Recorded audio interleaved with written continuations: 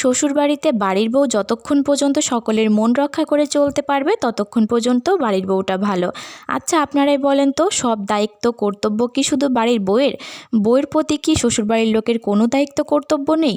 Hello everyone, আসসালামু আলাইকুম। আশা করছি যে যেখানে আছেন ভালো আছেন। আলহামদুলিল্লাহ আপনাদের দোয়াতে আমিও অনেক ভালো আছি।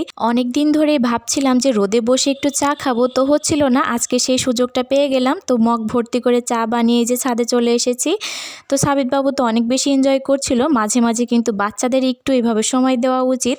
তো ছাদ থেকে চলে আসলাম, আসার পরে এই যে রান্নাবান্না শুরু করে দিয়েছি। আমি এই যে প্রথমে লাউ শাকটা ভাজি করব, তার জন্য সিদ্ধ করতে বসিয়ে দিয়েছি। এখানে আমি পরিমাণ মতো পেঁয়াজ, রসুন কুচি এবং আমি টেস্ট অনুযায়ী কাঁচামরিচ আর লবণটা দিয়ে একটু সিদ্ধ করে নিয়েছি। আমি কিন্তু এর ভেতরে কোনো পানি ব্যবহার করিনি।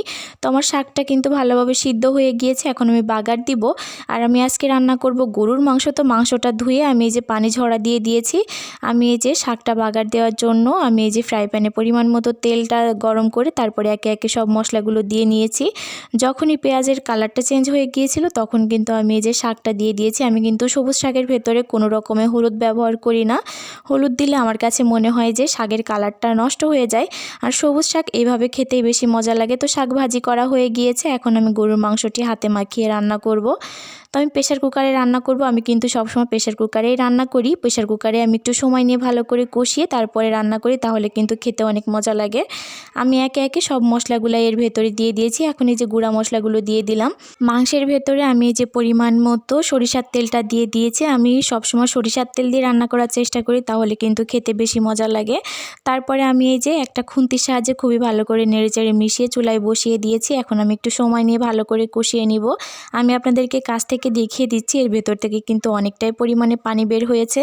এই পানি দিয়েই কিন্তু মাংসটা ভালোভাবে কষানো হয়ে যাবে, যেহেতু এটা চিনার মাংস ছিল। আর চিনার মাংস কিন্তু সিদ্ধ হতে বেশি সময় লাগে না। তো কষানো হয়ে গেলে আমি এর ভেতরে কিছু আলু দিয়ে দিয়েছি। আলুটা দেওয়ার পরে আমি ভালো করে নেড়েচেড়ে মিশিয়ে এখন এর ভেতরে পরিমাণ মতো ঝোলের পানিটা দিয়ে দিব। পানিটা দেওয়ার পরে ভালো করে নেড়েচেড়ে মিশিয়ে আমি কয়েকটা সিটি দিয়ে নিয়েছিলাম। তো মাংসটা ভালোভাবে সিদ্ধ হয়ে গেলে আমি এই যে একটা কড়াইতে নামিয়ে নিয়েছি। দেখেন কতটা বেশি লোভনীয় লাগছিল। তো আমি পরিমাণ মতো ঝোলটা শুকিয়ে এখন আমি এর ভেতরে একটু ভেজে রাখা গরম মশলার গুঁড়া দিয়ে একটু ভালো করে মিশিয়ে আমি আরও অল্প সময় মতো জাল করে নিয়েছিলাম। তো এটাই হচ্ছে ফাইনাল লুক। দেখেন কতটা বেশি লোভনীয় লাগছে।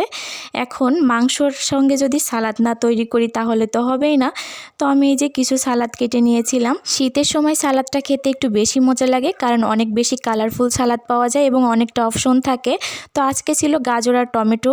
তো আমি এটা দিয়ে আজকে সালাদটা তৈরি করে নিয়েছিলাম, সঙ্গে একটা লেবুও ছিল। দেখেন কতটা সুন্দর লাগছে। তো আজকের ভিডিওটি এখানে শেষ করি। সকলে ভালো থাকবেন, সুস্থ থাকবেন। আল্লাহ হাফেজ।